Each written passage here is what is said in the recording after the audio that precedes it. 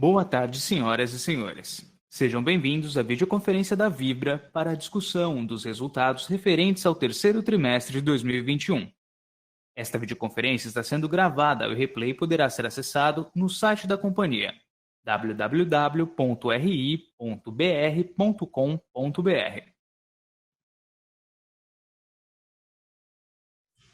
A apresentação também estará disponível para download. Informamos que todos os participantes estarão apenas assistindo a videoconferência durante a apresentação. E, em seguida, iniciaremos a sessão de perguntas e respostas, quando mais instruções serão fornecidas. Antes de prosseguir, aproveito para reforçar que as declarações prospectivas têm como base as crenças e suposições da administração da Vibra e as informações atualmente disponíveis para a companhia. Essas declarações podem envolver riscos e incertezas, tendo em vista que dizem respeito a eventos futuros e, portanto, dependem de circunstâncias que podem ou não ocorrer. Investidores, analistas e jornalistas devem levar em conta que eventos relacionados ao ambiente macroeconômico, ao segmento e outros fatores podem fazer com que os resultados sejam materialmente diferentes daqueles expressados nas respectivas declarações prospectivas. Estão presentes nesta videoconferência o Sr. Wilson Ferreira Júnior, CEO da Vibra, e o Sr. André Natal, CFO e IRO. Gostaria agora de passar a palavra ao CEO da companhia, que dará início à apresentação. Por favor, Sr. Wilson Ferreira Júnior, pode prosseguir. Muito bem, muito obrigado. Bom dia, boa tarde a todos e a todas e a todos, por estar aqui conosco na nossa conferência de resultados do terceiro trimestre. Como sempre, gosto de fazer uma introdução aqui, são apenas 10 slides para dar uma síntese do resultado e da nossa visão prospectiva. Começando aqui por um resultado do terceiro trimestre que novamente é marcante, ou seja, nós estamos falando, vamos detalhar um pouco, mas estamos aqui com um volume comparado com o mesmo TRI do ano passado, 9,2% maior, crescendo o market share mais 2,5 pontos, crescendo a nossa rede de postos mais 270 em relação ao terceiro trimestre do ano passado, e com dois excelentes resultados aqui, ou seja, atingindo aqui uma das menores despesas operacionais ajustadas na razão de R$ 42,00 por metro cúbico, e atingindo aqui, mantendo uma margem que nós entendemos ser compatível com o nosso retorno de investimento, R$ 115,00 por metro cúbico. Então, são 5 itens que realmente são muito importantes. Agora, deve-se lembrar que nós vivemos aqui um ambiente que ainda tem crise, né? A gente percebe aqui uma mudança de perspectiva, mas eu acho que vale a pena colocar que, mesmo nesse ambiente, nós continuamos reduzindo as nossas despesas, chegando aqui no menor valor por trimestre, esses R$ 42,00 que eu acabo de falar, e se a gente comparar com o mesmo trimestre do ano passado, que a gente já vinha no processo de reestruturação, uma queda de 29%, já é resultado aqui de um conjunto de melhorias que a companhia vem fazendo, notadamente no ABZ, vamos falar disso. Estamos tendo aqui um EBITDA na casa de R$ 115,00 por metro cúbico, já são valores, acho que a gente já pode dizer assim, bastante estáveis dentro da companhia, e sempre a busca da estrutura ótima de capital. A gente melhorou a nossa alavancagem no sentido positivo, ou seja, a companhia operar com menos capital próprio, mais capital terceiro, chegando a 1,6 vezes aqui, conforme o gráfico do lado direito. Mas o que eu acho que é mais relevante é que, ao fazer isso, vem fazendo de tal maneira a diminuir o custo da dívida, e a gente observa aqui, na comparação com 19, uma redução de custos da ordem de quase 18%, e com um aumento importante aqui do prazo médio dessas dívidas, saltando aqui para 3,7 anos. Então, é o composto ideal. Despesas baixas, o EBITDA compatível com o capital empregado e, obviamente, buscando uma estrutura de capital que seja alinhada aqui às melhores práticas e à estrutura ótima. E aqui já, nesse slide, uma demonstração aqui dessa melhora do mercado e vendas, né? Então, do lado esquerdo, a gente vê aqui o mercado de combustíveis realmente se recuperando na comparação dos 2 trimestres, né? Então, uma recuperação no mercado de lubrificantes em quase 10%, chegando a 34 milhões de metros cúbicos, e a Vibra vibrando aqui com um crescimento quase o dobro disso aqui, na ordem de 20%. Aqui vale a pena colocar aí no meio com perspectivas em termos de market share. Então, aqui as vendas totais da companhia crescendo 12% e o market share, ao mesmo tempo que a gente cresce as vendas, a gente cresce o market share em cerca de 2,6%, atingindo aqui 29%. Vocês veem numa comparação com os anos anteriores, aqui a companhia já superando aqui os valores que ela tinha em 2018. E com uma diversificação, como a gente fala aqui, foco do cliente, indicando aqui um ano de 2021 bastante importante para a companhia. A gente está destacando aqui a nossa evolução no mercado de aviação, crescimento de quase 34%, no mercado de diesel, né, que a gente está olhando aqui o ciclo Otto, crescendo cerca de 13%, e, obviamente, um destaque maior aqui para o tema do óleo combustível. Nós somos o maior supridor desse combustível para as termoelétricas. Então, dado o maior despacho, você tem aqui um valor bastante mais alto do que a gente vinha praticando em meses anteriores. A companhia tem performado corretamente nisso. A gente tem compartilhado com vocês também essas iniciativas que nós sumarizamos aqui no primeiro trimestre, que dão a perspectiva que a gente imagina para a empresa. A primeira é ligado, naturalmente, quer dizer, para ser uma empresa competitiva, para que a gente tenha uma rede de revendedores competitiva, nós precisamos ter os custos mais baixos desse segmento. Talvez aqui é importante destacar o que a gente vem fazendo aqui no orçamento base zero, que são mais de 200 planos de ação, e 80% deles, nesse trimestre, já foram finalizados. Então, nós estamos aqui na fase final de conclusão da implantação de todas essas medidas que, como vocês lembram, vão adicionar 253 milhões de reais ao nosso EBITDA no ano que vem. Nós continuamos aqui também numa ação importante relativa à desmobilização de capitais em imóveis, né? Então, aquele pacote de 250 ativos com um parceiro para a formação de um fundo imobiliário já encontra-se em pleno desenvolvimento aqui. Então, esse trabalho já está em curso, nós estamos avançando muito nesta área. A ideia é que a gente tenha a capitalização desse fundo no ano que vem, mas as ações já foram feitas, já foram compartilhadas com o mercado. Aqui, importante também, temos procurado alienar ativos que não têm uso para a companhia, e aqui um valor importante nesse trimestre relativo aqui à sede que a companhia detinha em Salvador, então foi completamente alienado, já consta do nosso resultado desse trimestre, e um conjunto de terrenos e ativos em postos próprios que está sendo desmobilizado diretamente com os próprios operadores. Tudo isso referenciado aqui no nosso release de resultados, né, com mais detalhamento. No que diz respeito aos ativos, os 25 ativos logísticos com potencial de desmobilização, nós já temos um ativo negociado, negociações avançadas em mais 2.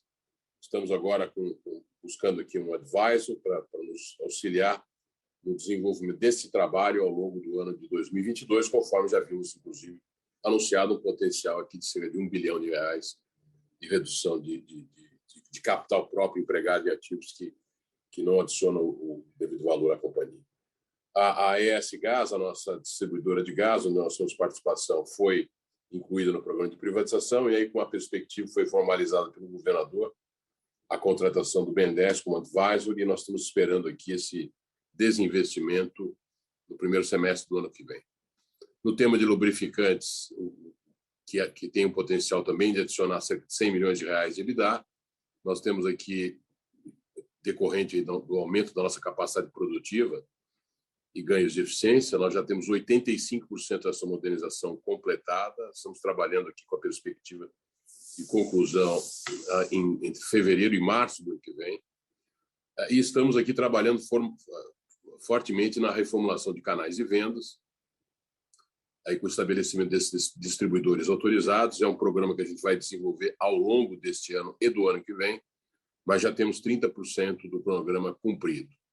No nosso modelo de gestão de transportes, aqui nós tínhamos uma perspectiva de redução adicional de cerca de R$90 milhões neste ano aqui, aliás, a efetivação de ações neste ano para produzir 90 milhões de reais líquidos no ano que vem. Então, nós já temos aqui o sistema de torre de controle 100% implantado, já atuando sobre a totalidade da malha logística rodoviária, em fase de consolidação e ajustes, a redução adicional de custos com o transporte de combustíveis, avanço de mais de 50% das recontratações planejadas para transportes nos produtos escuros, que é exatamente o nosso objeto nesse momento. Então, aqui também avançando fortemente aqui nesse novo modelo de gestão de transporte, de tal maneira a produzir no ano que vem adicionalmente 90 milhões de reais de savings.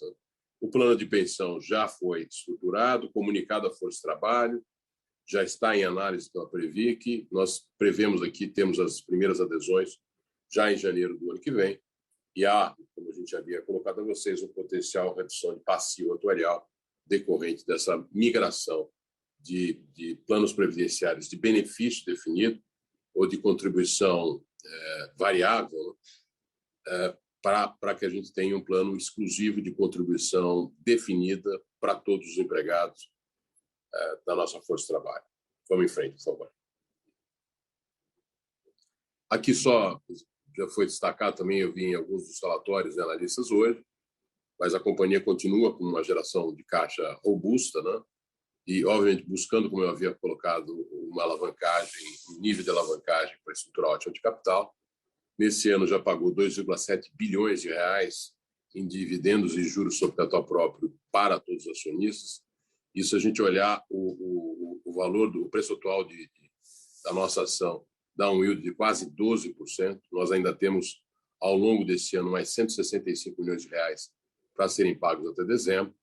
E vamos, então, totalizar quase 2,9 bilhões de reais. Também vale a pena dar um recap para vocês sobre o programa de recompra de ações. Nós temos ele aprovado para até 1,5 bilhão de reais, no prazo de 18 meses, ele foi aprovado em conselho. E temos aqui, já neste momento, aqui, mais de 50% desse programa executado. E nós já fizemos compras que totalizam 810 milhões de reais até outubro desse ano. Então, é um compromisso aqui de continuar tendo um elevado retorno ao acionista, seja na forma da valorização da própria ação, resultado da estratégia que vem sendo implantada, seja alternativamente por meio de dividendos, juros de capital próprio e buybacks, de tal maneira a fazer com que o ganho de valor seja preservado. No próximo slide, a gente só tem aqui algo fundamental. Nós estamos na semana seguinte aqui a COP26, aqui é muito mais é um recap, isso a gente já mostrou para vocês no nosso planejamento estratégico em 1 de setembro, para mostrar que o Brasil continua crescendo, o mundo vai começar a reduzir volumes de combustíveis, especialmente aqui, como vocês podem ver, combustível fóssil e mesmo gás natural, crescendo aqui no mundo a participação de biocombustíveis, especialmente de eletricidade. O caso brasileiro é diferente, nós somos um país em desenvolvimento e então nós continuaremos crescendo no consumo de combustíveis e energia no Brasil, mas com destaque importante para o crescimento não só da eletricidade, mas também dos chamados biocombustíveis. Então, essas são as dois importantes volumes que nós estamos nos preparando naturalmente para poder ofertar aos nossos clientes, com o conjunto de iniciativas que estamos tomando, e a gente tem a redução do consumo de combustível fóssil, mas isso não é para zero, né? Como nós estamos mostrando aqui, olhando com a perspectiva de 2040, a gente sair aqui do consumo, que hoje é 46%, 48%, para alguma coisa próxima de 30%, 36%.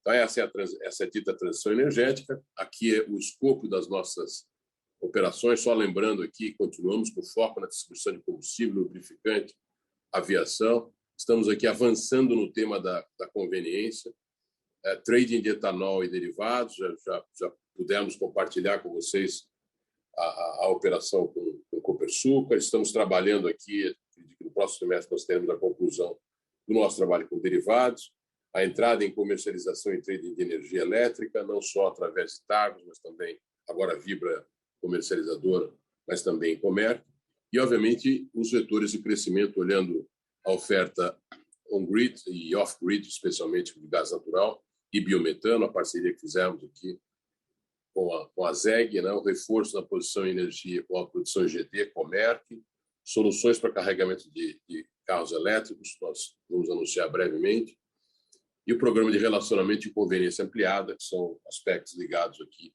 à parceria que nós temos com a LASA. Vamos em frente. E aqui sempre lembrando que a escolha da estratégia está ligada no foco do cliente, o cliente que vai definir o ritmo dessa sua transição energética. Então, nós vamos acompanhar suas preferências e desafios e vamos estar do lado deles. Um canal neutro de comercialização. Então, nós somos o provedor de soluções de energia das fontes mais competitivas, independente de estar investido em ativo, que dá uma liberdade certamente maior, um aconselhamento, sem dúvida, mais independente, e com apostas progressivas nessas novas energias, à medida que essa transição for ocorrendo, nós estamos originando e entregando e distribuindo esses combustíveis aos nossos clientes. Acho que nós estamos concluindo, vamos em frente. Aqui é só para mostrar exatamente essas parcerias que nós acabamos de colocar. Então, seja da ZEG, no que diz respeito ao biometano, a Copersucar, no que diz respeito ao etanol, a Comerc e Targos na área de energia elétrica, a Americanas com a LASA. E, obviamente, como falei, a gente deve estar anunciando aqui no próximo trimestre alguma coisa relacionada aqui ao tema de trading de derivados. Vamos em frente. Aqui a gente só quis trazer um slide para mostrar aqui a importância dessa nossa participação, nosso potencial JV com a Comerc, né? E que ela é fundamental não só pelo tamanho da transação que foi feita, mas pelo a quantidade de opções que nós vamos estar podendo ofertar aos nossos clientes. Então, primeiro, estamos diversificando o resultado de fibra com essa comercialização, porque além de comercialização de energia elétrica, e ela também já é habilitada para fazer isso com gás, há um conjunto importante, um leque de serviços disponível para oferecer aos clientes, geração de fontes renováveis com alinhamento ao nosso planejamento estratégico, tem uma expertise do mercado de varejo da Vibra, alavancando esse crescimento da Comerc para o consumidor final, oportunidades de cross-selling dos serviços prestados pela Comerc no portfólio de clientes corporativos de Vibra, são quase 18 mil clientes B2B. A junção dessas companhias cria uma plataforma de Energy as a Service que vai ajudar ainda mais os clientes a atingirem suas metas de transição energética e eficiência energética, alinhadas às melhores práticas de ESG. Capacidade financeira de Vibra, que já foi determinante na operação com Targos, é fundamental aqui para que a gente possa fazer um ramp-up bem mais rápido dessas operações. E as participações de Vibra, comercializador e Comerc, passa a ser uma das maiores, quando a gente junta as duas participações, passa a ser uma das maiores operações de comercialização de energia no mercado livre no país, em termos do número de clientes atendidos e do volume de energia comercializada. Então, é uma transição que tem um poder de criação de valor, não só pela junção atual, mas pela perspectiva e sinergias com o nosso mercado consumidor, com a nossa capacidade financeira, excepcional. É uma transação realmente distintiva aqui. E, obviamente, reafirmando aqui que tudo isso focado numa agenda de ESG vital para a companhia, dizer, aqui compartilhando a convicção da transição energética e da sustentabilidade, o compromisso com as comunidades do entorno e com o desenvolvimento social do Brasil, e o foco em diversidade e inclusão, inclusive com metas da companhia em cada um desses temas. Lembrar que ela já é uma companhia bastante reconhecida no mercado pelas suas práticas, 2 anos consecutivos aqui no ISE da B3, é destaque aqui no Refinitiv, entre as distribuidoras de combustíveis nacionais.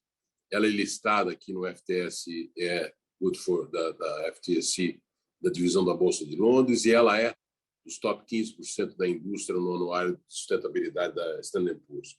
Então, ela já é uma companhia bastante reconhecida, mas com a agenda que foi compartilhada, ela vai avançar ainda mais, ela vai continuar se diferenciando por esse tema. Acho que a gente terminou. Então, eu queria agradecer, esse foi o meu primeiro speech aqui com o time, vamos estar à disposição aí para as perguntas de cada um de vocês. Vamos lá. Muito obrigado, Wilson. Iniciaremos agora a sessão de perguntas e respostas para investidores e analistas. Caso seja um analista, digite seu nome e companhia no campo Q&A. Aos demais participantes, utilizem o ícone de interrogação localizado no canto superior esquerdo do webcast. Aguardem enquanto coletamos as perguntas.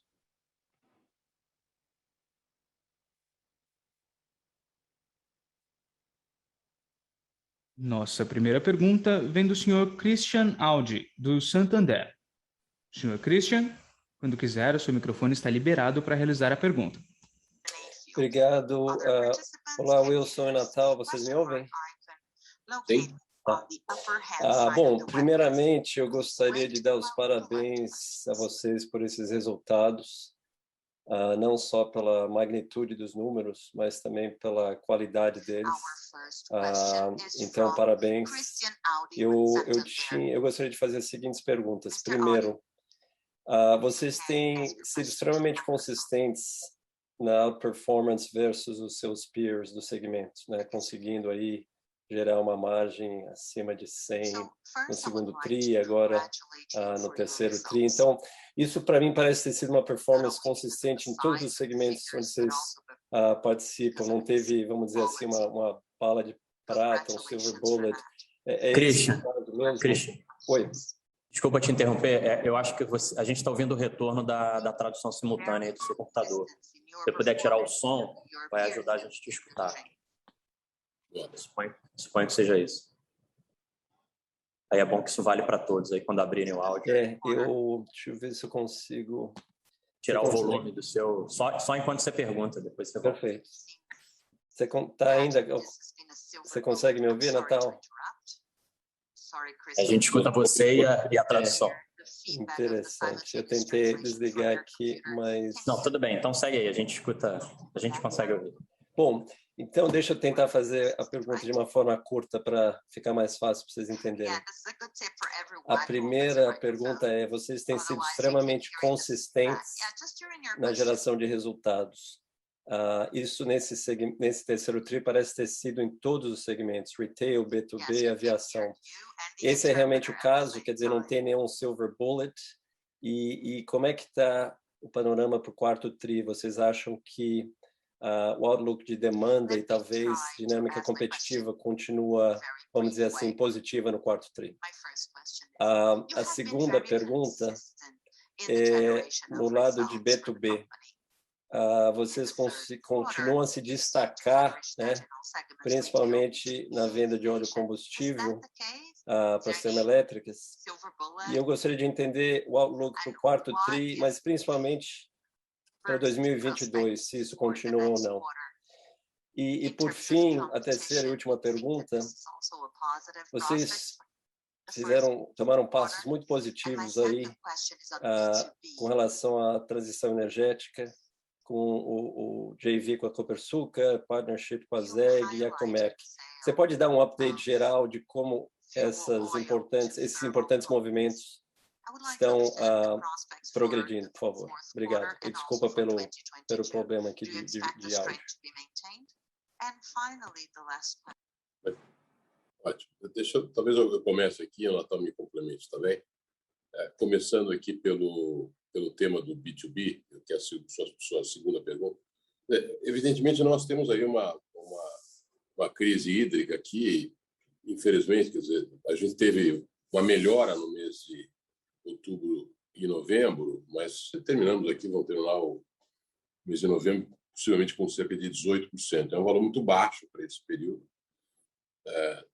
Assim, para a gente ter um conforto razoável, ele deveria ser no mínimo 50% a mais do que isso. Então, evidentemente, nós vamos continuar com o despacho de termoelétrica por algum tempo, até para que a gente tenha aí a recuperação desses reservatórios. Então, respondendo a sua pergunta, acho que não tem motivo para diminuir volumes no quarto trimestre. Eles devem ser semelhantes, à exceção de algum tipo de parada para manutenção de usina, etc. E acho que no ano de 2022 a gente vai ter que acompanhar naturalmente a intensidade das chuvas. Eu tenho uma expectativa de que a gente vai continuar com volumes ainda altos, porque nós temos um chamado ano onde prepondera o Laninha, que tem uma característica, a gente tem chuvas mais fortes no norte e no sul, a gente já está vendo isso, né? Mas tem chuvas menores no sudeste. Infelizmente, a nossa caixa d'água, 70% dela é no sudeste. Então, se a gente não tiver um ano regular, sob de chuva, é bastante, eu diria assim, razoável esperar que a gente ainda tenha um despacho grande de termoelétricas.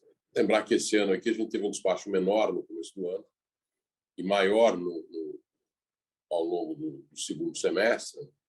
Se a gente for para uma média semelhante a essa, eu diria assim, a chance de a gente ter um volume muito próximo do que a gente teve nesse ano aqui para o ano que vem, eu diria assim, seria uma aposta boa para fazer. Com relação ao tema da tua última pergunta, como é que estão essas operações, vou pedir só que o Natal detalhe um pouco mais elas, mas, em princípio, nós estamos trabalhando aqui com a perspectiva de Comerc ser uma operação conclusa até fevereiro do ano. No que diz respeito à LASA, nós estamos esperando aqui agora, finalmente, a conclusão aqui do trabalho do CAD. Imaginamos que nos próximos dias tenhamos isso. Ingressamos com o mesmo expediente aqui para a Copersucar, então isso já leva um pouco mais de tempo, mas temos também a expectativa, em função dos prazos, de podermos operar essa comercializadora já na safra do ano que vem. E com relação às EG, nós já estamos trabalhando aqui com um conjunto de clientes, né, no sentido de viabilizar aqui essa parceria. E, finalmente, só para dar um ponto aqui no que diz respeito do que você havia colocado na primeira pergunta, né, da consistência da margem, etc., demanda no quarto trimestre, eu vou pedir que o Natal fale sobre ela. Mas eu queria colocar, objetivamente, quer dizer, nós estamos buscando uma companhia que efetivamente competitiva. A companhia competitiva ela tem que ter duas capacidades. A primeira, como o custo é um tema relevante na competitividade, e a gente, obviamente, concluir todo o esforço que nós estamos fazendo aqui de redução de custos. Acho que a gente não se surpreende, mas nós estamos buscando realmente nós estamos batendo nossas próprias referências. Então, isso é algo fundamental para que a competitividade do grupo possa se dar na demanda que tem hoje, obviamente. Quando você tem períodos de menor demanda, a competição é mais agressiva. Eu acho que a gente está voltando agora com uma perspectiva de demanda que pode fazer com que essa competição se estabilize em preços que sejam razoáveis. A gente tem, obviamente, pode contar aqui com a eficiência dos nossos custos para poder ser competitivo. Então, a gente imagina que, sim, nós tenhamos claramente consistência e condições de manter essa prática de preços de custos menores, podendo compartilhar parte deles num processo competitivo com os nossos consumidores. Passo ao Natal, Não, é isso mesmo. Acho que você já falou praticamente tudo. Eu acho que, Christian, é isso mesmo. Assim, você lembra que a dinâmica do segundo TRI, que tinha sido muito afetada ali pela segunda onda da pandemia, ela foi uma dinâmica complexa, né? De contração de volume, que naturalmente gera as famosas deseconomias de escala, né? Então, isso já atrapalha a margem per se. Mas eu acho que, junto com isso, quer dizer, com o mercado em contração, você acaba tendo uma dinâmica competitiva mais desafiadora, né? Uma competição mais acirrada que virou assim, uma certa agressividade de preços em determinadas praças, né? A gente, de certa forma, quer dizer, esse é um jogo perde-perde, quer dizer, no fim, se você olhar o que foi a resultante de migração de share entre players, ela foi bastante pequena, né? Ela não produziu os efeitos que provavelmente se esperavam, e ela produziu uma contração de margem que você pôde ver na maior parte dos resultados aqui do segmento, né, das empresas. Então, e isso, naturalmente, assim, pelo menos na nossa expectativa, na nossa hipótese, se deve, em parte, ao fato de que a gente estava vivendo essa contração de demanda, com ainda restrições de mobilidade, a aviação tinha caído lá 24% em relação ao primeiro TRI em termos de volume, quer dizer, era realmente o ciclo Otto também foi muito impactado. E o terceiro TRI foi, por outro lado, um TRI de recuperação volumétrica em todos os segmentos. Então, a demanda expande nos 3 segmentos que a gente atua, no B2C, no B2B e na aviação, expandiu de maneira relevante nos 3 segmentos e a gente ganhou share, a gente expandiu mais do que a expansão da demanda verificada nesse período. Então, a gente tem aqui uma expansão de 40% no nosso mercado de aviação, no nosso volume de vendas. Fizemos 27% mais volume no B2B, fizemos quase 9% mais volume no B2C. Então, isso para a gente foi muito bom, porque realmente produziu a consistência que você mencionou, da gente ver nos 3 segmentos uma expansão de margem com um ganho de share e com uma economia de escala maior por conta de um volume absoluto maior. Então, isso tudo ajudou a dinâmica de margem, né? A gente fez uma margem sequencialmente melhor, né? Feitos os devidos ajustes do trimestre anterior, que tinha alguns one-offs. Esse aqui acabaram sendo neutros, mas quando a gente faz os ajustes, a gente vê um resultado já bastante melhor do que o trimestre anterior, que também não tinha sido ruim, dado o contexto do setor, o contexto de pandemia, etc. E aí, com relação ao que a gente está vendo agora na ponta, quer dizer, já após a conclusão do trimestre, que você perguntou aí de outubro, novembro, enfim, a gente está vendo uma dinâmica melhor. Outubro já foi um pouco melhor do ponto de vista de margem. Não é um aumento de margem de reposição relevante, mas é uma ligeira recuperação, assim como o terceiro TRI foi uma ligeira recuperação. Outubro ele tem um efeito importante, que é um efeito de ganho de estoque, né? Teve aumentos de preço ali bem no finalzinho de setembro, que obviamente, como foram apenas nos últimos dias de setembro, eles não produziram um efeito relevante de estoque no terceiro TRI, mas produzirão esses efeitos agora produziram, né, em outubro, portanto no quarto TRI. Quando a gente olha novembro, aí sim a gente vê uma dinâmica de margem e volume já bastante melhor. Então, quando a gente olha para volumes como um todo, no geral, a gente está vendo algo como 5% acima do que a gente tinha previsto lá no início do ano, antes da pandemia acontecer, da segunda onda, né? Então, já é um volume assim claramente em recuperação, mas com vamos dizer, uma dinâmica competitiva que nos parece bem mais saudável do ponto de vista de margem. Portanto, uma expansão mais relevante de margem de reposição que a gente começa a ver, sobretudo impactando a revenda, que era um segmento que havia tido ou sofrido mais diretamente os efeitos dessa dinâmica que tinha acontecido lá desde abril, maio, até bem recentemente, né? Até mais ou menos a metade do terceiro TRI. Então, essa dinâmica de arrefecimento de uma competição muito agressiva e de uma trajetória positiva pós-vacinação, a gente acha que tendem a ser bastante promissoras aqui do ponto de vista dos nossos resultados. Acho que do resto, Wilson, você já comentou, quer dizer, nos M&As, assim, talvez com um pouquinho mais de detalhe só, é que a reorganização que era um pré-requisito, uma pré-condição para efetivamente a gente fazer o desembolso das debêntures lá no caso da Comerc, ela está prevista para acontecer, para terminar agora já no meio desse mês. Portanto, na sequência a gente fará o desembolso, tem uma defasagem de 15 dias, então a gente faz o desembolso de 1 bilhão, depois outro bilhão. Então, a gente faz o aporte ali da debênture e seguirá aqui em todos os trabalhos que vão preceder a efetiva conversão dessas debêntures em ações e o exercício da call option que a gente terá até o prazo de fevereiro. Tá? Então, nos outros deals, como o Wilson falou, a gente está aguardando a posição do CAD, a gente não espera que seja algo complexo, são deals que não produzem qualquer tipo de ato de concentração relevante, mas ainda assim, eventualmente, tem algumas questões de tirar dúvida e de informações que são requisitadas que a gente está seguindo nesse processo, mas a gente esperaria que assim até o início desse ano agora a gente esteja com esses outros deals todos em condições de voar, né? E estamos olhando um monte de outras coisas que estão além das coisas que você falou, quer dizer, acho que tem muita coisa acontecendo no mercado de energia, no mercado de gás, enfim, diversas frentes. A gente está participando de uma série de coisas e, obviamente, oportunamente a gente coloca para vocês. Excelente, muito obrigado e parabéns mais uma vez. Nossa próxima pergunta vem do senhor Regis Cardoso, do Credit Suisse. Senhor Regis, o seu microfone já está liberado. Quando quiser, pode realizar a pergunta. Oi, pessoal. Boa tarde. Wilson, Natal. Vocês me escutam? Sim. Ótimo. Então, eu vou tocar em dois tópicos aqui. O primeiro, nesse tema dos M&As recentes, sobretudo da Comerc, eu queria entender, acho que de dois ângulos aqui. O primeiro é como vocês imaginam a integração entre Comerc e Vibra Comercializadora, dado que cada uma dessas companhias tem uma estrutura acionária diferente, né? Então, vocês conseguem integrar as operações, conseguem usufruir de sinergias? Quais são as sinergias, né, que vocês imaginam em ter esses dois ativos numa mesma, no mesmo guarda-chuva? Ou, sei lá, o contrário, né? Vamos dizer, uma delas vai ficar mais focada na comercialização de gás, outra de energia, geração distribuída, enfim, queria ouvir de vocês. E aí, acho que ainda nesse tópico Comerc Vibra comercializadora, eu queria entender um pouco quais são as verticais de atuação que vocês imaginam para o conjunto dessas duas operações, né?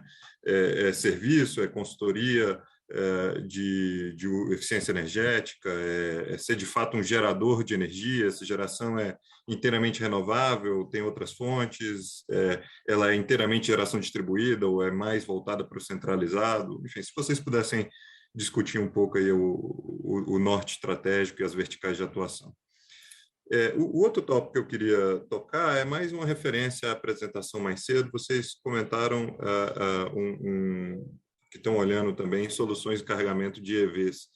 E aí, imagino que ainda não tenha, quer dizer, uma coisa concreta, definitiva para anunciar, mas eu queria um pouco entender o que vocês imaginam que é o desenvolvimento desse mercado, né?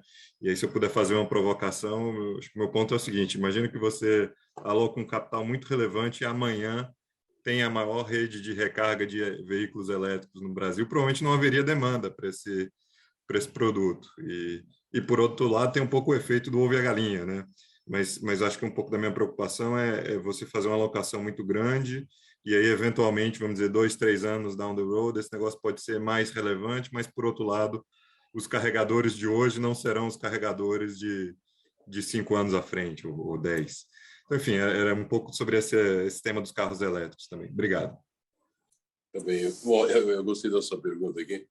Só lembrando aí do último slide nosso, né, que nós definimos a nossa estratégia exatamente para não ter que fazer exatamente o que você acabou de falar, assim, fazer a maior rede e ficar com ela esperando a demanda, né? Então, óbvio que o que a gente tem feito, José, é avaliar aonde é que pode haver demanda, né? Então, possivelmente, a gente tem visto aqui, as pessoas ou vão abastecer seus carros em casa ou vão abastecer seus carros no escritório, onde parece ser mais provável que isso ocorra. Mas elas vão também precisar abastecer, provavelmente, no modo rodoviário. Só estou te dando uma dica de por onde você pode esperar, gente. Nós estamos olhando onde tem a demanda, tá certo? Para que, a partir da demanda, a gente seja um ofertante, porque a companhia consegue, aí, fruto seja da Comerc, ou mesmo da própria Vibra comercializadora, oferecer pacotes, né, de energia que vão viabilizar esse carregamento rápido entre percursos.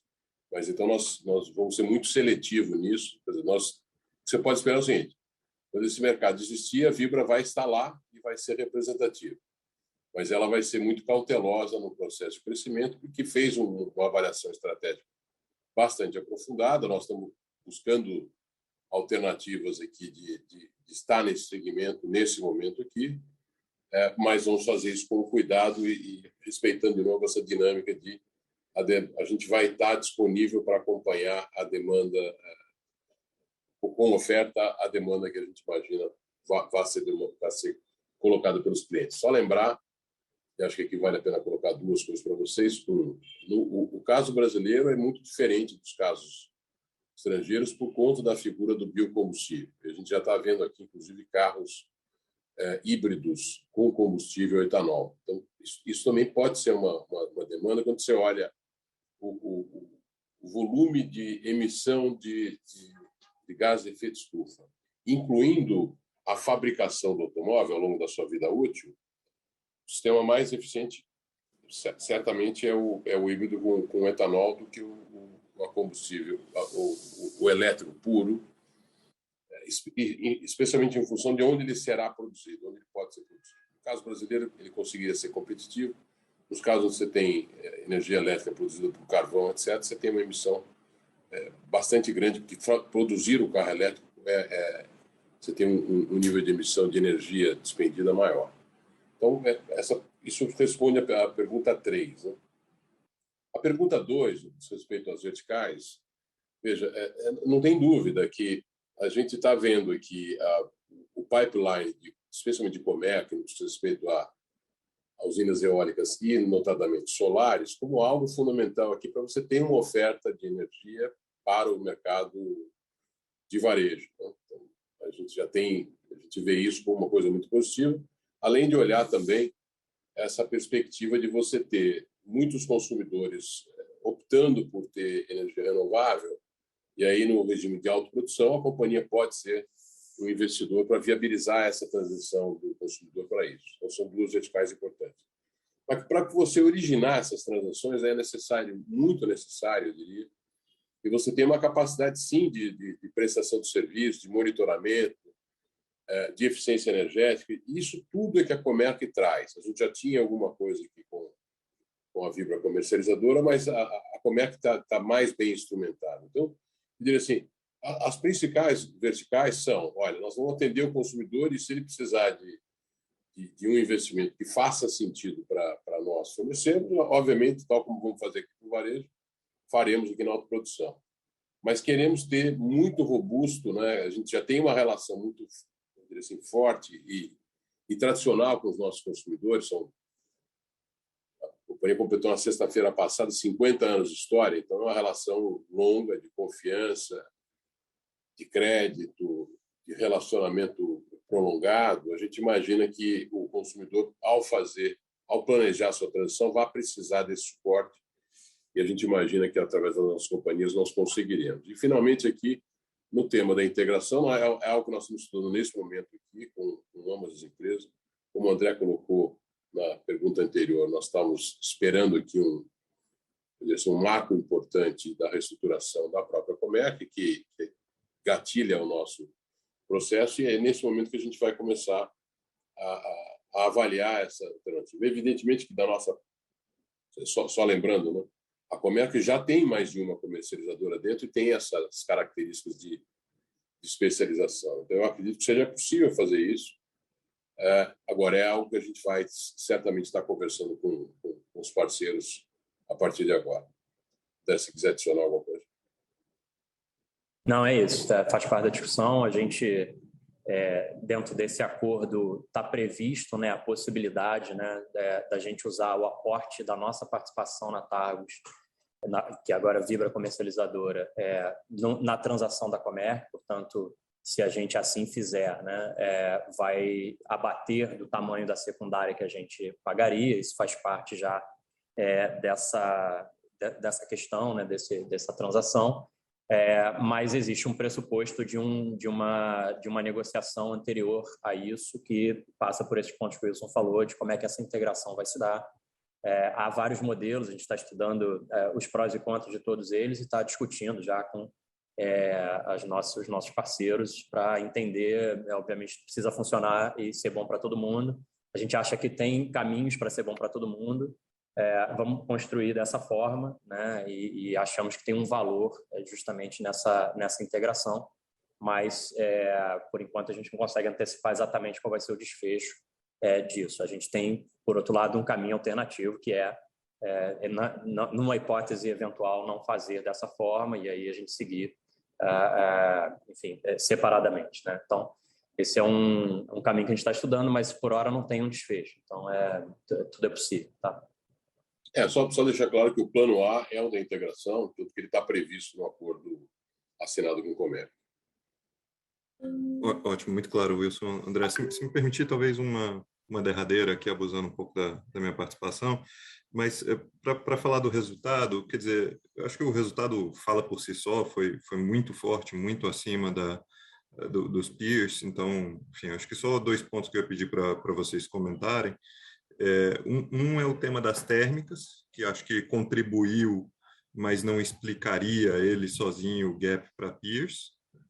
E o outro tópico é que parece ter uma evolução sequencial ainda, vamos dizer, disponível aí para o 4º trimestre, mas, por outro lado, partindo de vamos dizer, um número absoluto, R$115 de EBITDA por metro cúbico, que já é muito alto, muito parecido com o que esperaríamos, vamos dizer, para o próximo ano, em que os benefícios todos de eficiência e tudo mais tivesse capturado. Então, queria entender se é isso mesmo, se faz sentido ainda esperar melhoras sequenciais. Fala, André, vai você. Regis, assim, o tema das térmicas, de fato, ele deu uma contribuição, mas como a gente já conversou, né, e falou aí até em outras perguntas, de fato não teve uma bala de prata aqui que explicasse o resultado que foi, né? De fato, deu uma contribuição. A gente olhou a sua estimativa que você publicou de quanto foi o efeito disso. A sua estimativa é muito boa, é muito parecida com a nossa. Então, a gente acha que não tem assim quer dizer, isso que eu quero dizer é que não chega a explicar R$10, é menos de R$10 no total da nossa margem. Portanto, assim, de fato, a performance comparativa dentro do setor, ela teria sido praticamente igualmente forte, mesmo sem esse efeito, tá? De fato, esse efeito ainda deve durar por mais alguns trimestres, né? O Wilson já vem falando isso há um tempo, mesmo com uma eventual melhora da hidrologia, espera-se que ainda haja uma sequência de despacho longo, aí, pelo menos até talvez meados do ano que vem, ou segundo trimestre do ano que vem, talvez mais, a ver. E aí, olhando para o quarto trimestre, é um pouco do que a gente falou na primeira pergunta aqui. De fato, a gente vê uma dinâmica, outubro ligeiramente melhor, com algum efeito não recorrente também do próprio estoque, mas um novembro já bastante mais saudável do ponto de vista de margem de reposição, que é o que a gente, no final, está mais interessado em olhar. Quer dizer, é o business subjacente, são os sinais vitais que indicam o nível de vamos dizer, de quanto saudáveis estão as margens, e quanto a gente está conseguindo se colocar no mercado. Acho que a combinação foi muito boa, inclusive do ponto de vista da nossa expansão de rede, que é, de certa forma, uma construção do share a vir, né? Então, a gente não só fez uma margem interessante, né, e já melhor sequencialmente, e de fato num nível que já é bastante alto, né? Lembrar que essa companhia fazia R$60 de margem, às vezes menos do que isso. Então, a gente está fazendo 115, mas com a possibilidade, sim, de fazer mais do que isso num trimestre. Você sabe que sazonalmente o quarto TRI é mais forte, é um quarto TRI com ganho de estoque, então ainda falta um bocado de tempo aí para fechar o trimestre, não quero inflar nenhum tipo de expectativa, mas de fato, se o trimestre acabasse hoje, a gente poderia, sim, esperar alguma coisa até um pouquinho melhor do que foi. Ótimo. Obrigado, Wilson. Obrigado, Natal. Parabéns pelo resultado. Nossa próxima pergunta vem do senhor Luiz Carvalho, do UBS. Por favor, senhor Luiz, seu microfone está liberado. Só obrigado por pegar a pergunta. Boa tarde, Wilson, André, Fux.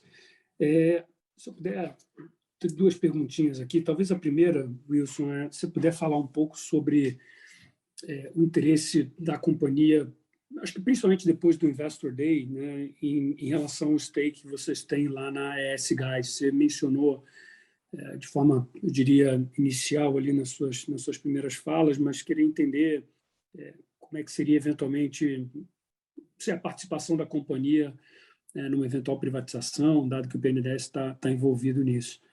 Segundo ponto, que acho que tem sido uma grande discussão, e aí talvez mais na parte de distribuição, essa mudança, talvez até, eu diria, bastante relevante do comportamento da Petrobras no que tange ao fornecimento de produto, né? A companhia sempre foi a grande fornecedora, e talvez até continue a ser, olhando para frente, mas nesses últimos 2 meses a gente viu uma mudança, talvez, eu diria, emblemática da companhia, virando para algumas distribuidoras, né, para o mercado de uma maneira geral, seguindo os contratos, mas forçando, talvez, uma diversificação do suprimento da cadeia, né? E aí queria entender, do lado de vocês, acho que essa tem sido uma preocupação muito grande do mercado, muita gente perguntando para a gente, poxa, se as companhias tiverem que importar e a Petrobras abaixo da paridade, isso vai levar a uma perda da importação. A gente não acredita que isso vai acontecer, só para deixar claro, a gente acha que as companhias vão passar isso, obviamente, para frente, mas entender, obviamente, como é que a BR está se preparando para esse cenário, eventualmente, talvez um pouco diferente do que a gente viu nos últimos anos. Se vocês tiveram algum corte relevante nesses 2 últimos meses aí para novembro e dezembro, qualquer cor nesse sentido seria interessante. Obrigado. Legal, Luiz. Deixa a primeira pergunta até mais simples aqui do interesse da companhia na S Gás. O nosso interesse é de venda, né? Acho que isso também está colocado lá, também claramente aqui na nossa posição do Investor Day. Quer dizer, nós não somos, teoricamente, investidores de negócios regulados, né? Então, a gente está entendendo que o play mais adequado na questão do gás é o off-grid, né, com o GNL, é onde a gente está procurando se posicionar, não temos uma posição definitiva, mas estamos buscando.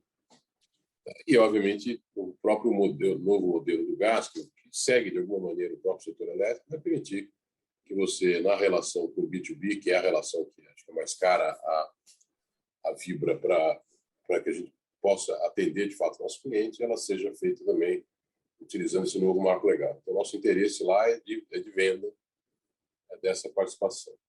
No que diz respeito ao comportamento da Petrobras, veja, eu acho que talvez tenha aparecido mais claramente no mercado essa dificuldade nesse último mês, quase 2 meses, por conta de um conjunto de pressões, né, seja do aumento do Brent, seja do aumento do câmbio, que de alguma maneira fizeram a Petrobras avaliar se valia a pena aumentar ou não aumentar, e isso aí gerou um preço mais baixo. E, portanto, eu sempre digo que você está com uma commodity, tem 5 caras vendendo, um cara está vendendo mais barato, você vai tender aí nele. E a demanda para ele vai aumentar.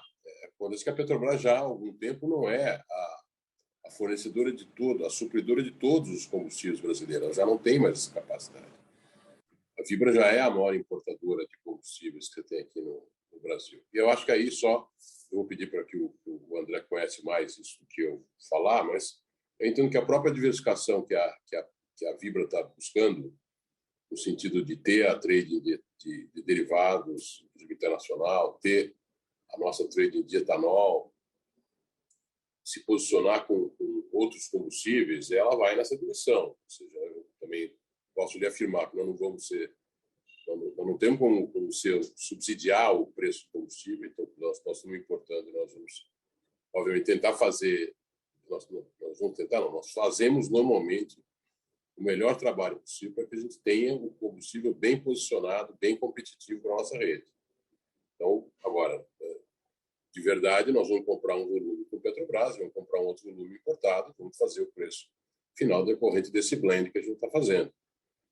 E tentar fazer com que esse blend seja um preço competitivo em relação às demais redes de todas. Mas eu diria assim, todos os movimentos estratégicos, seja no Copersucar, seja na questão da trading de derivados, eles vão na direção de reconhecer que essa situação só tende a aumentar em termos de importância, dado que o mercado brasileiro continua se expandindo e o mercado de refinarias da Petrobras não está. Então, evidentemente, a participação de combustível importado fica cada vez maior e a gente está se posicionando exatamente nesse meio.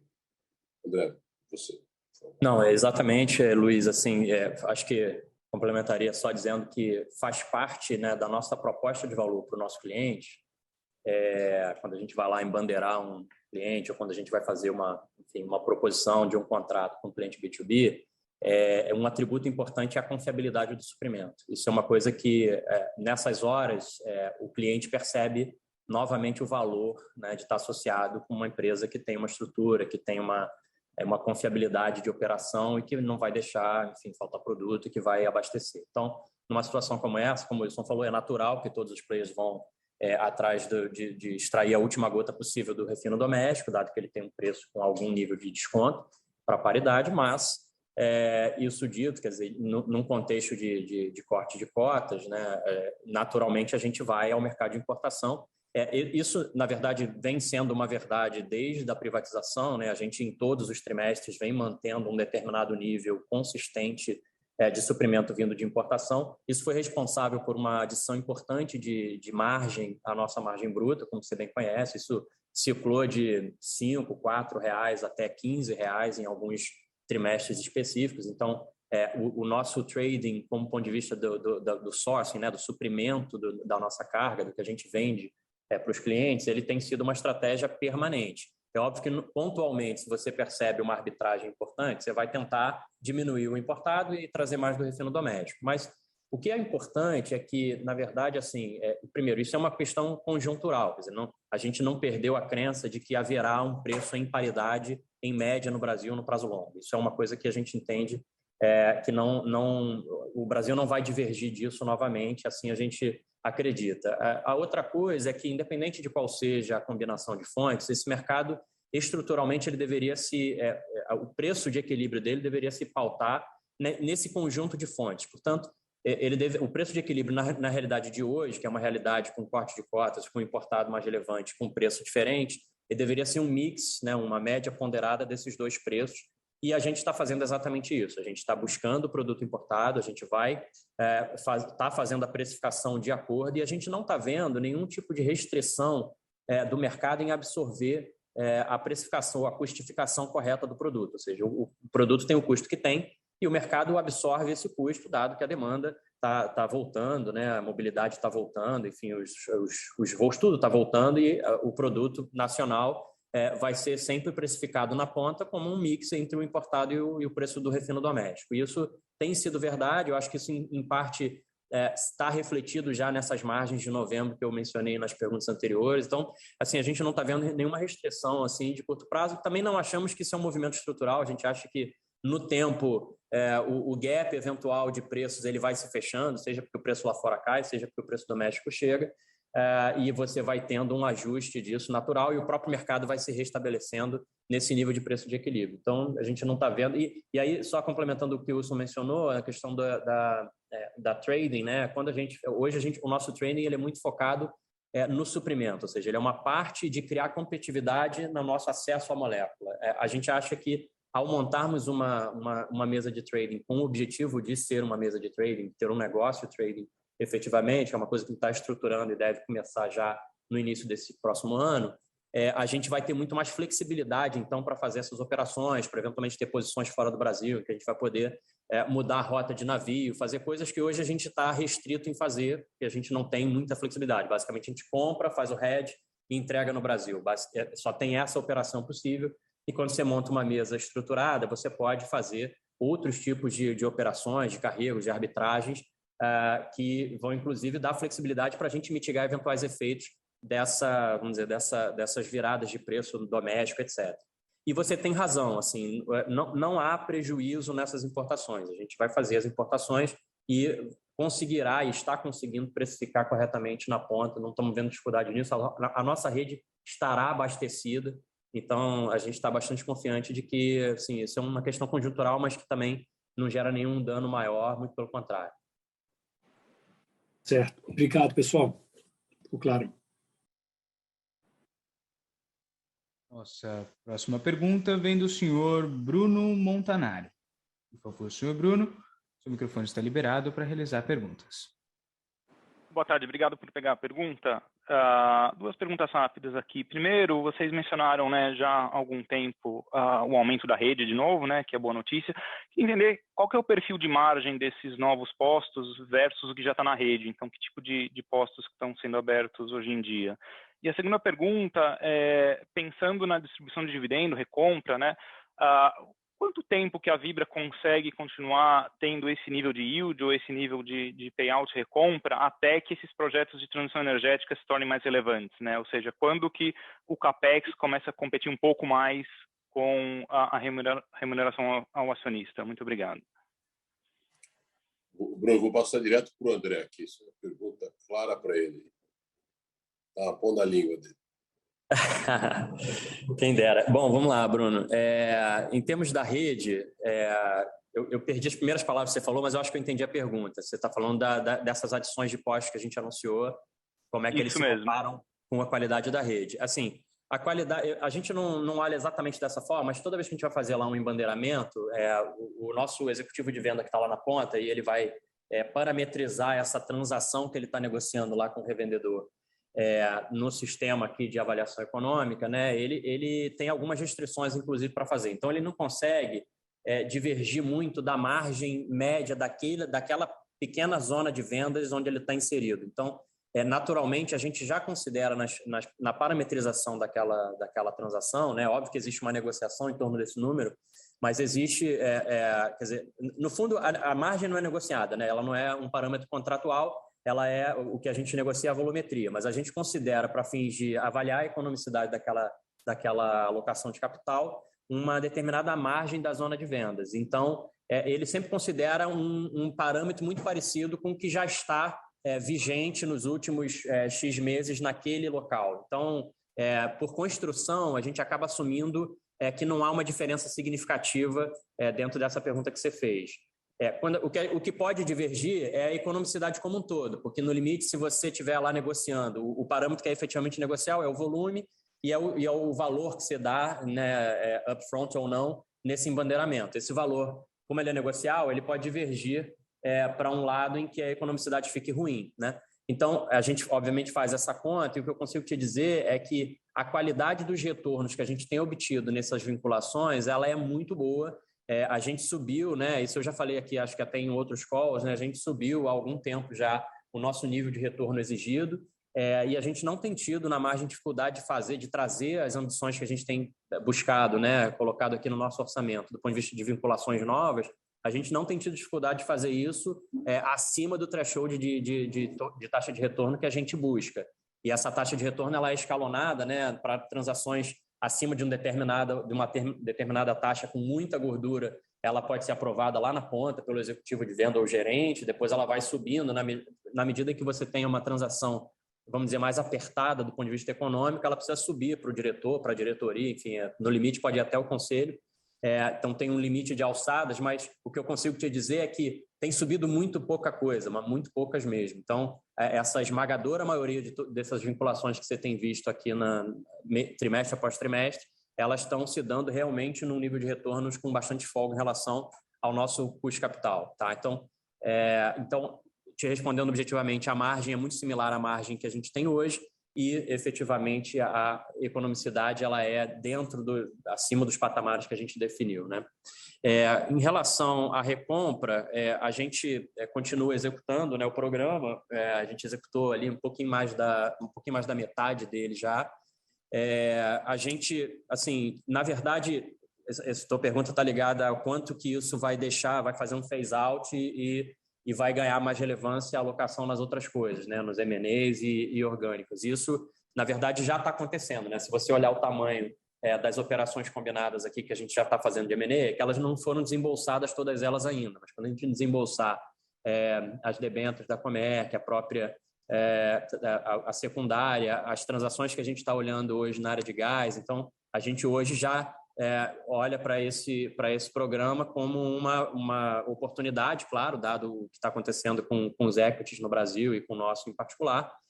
Então, a gente vê como uma oportunidade, sim, ir executando esse programa, mas a gente não vai deixar de de tomar oportunidades importantes aqui que estão aparecendo também na transição energética e na alocação inorgânica que a gente quer fazer por conta disso. Obviamente que sempre tem uma comparação de potenciais retornos, né? Mas assim, a gente tem visto assim o pipeline para os próximos meses, eu diria, ele é um pipeline onde vai ser certamente muito mais relevante os desembolsos relacionados a essas aquisições do que efetivamente o que resta fazer do buyback, tá?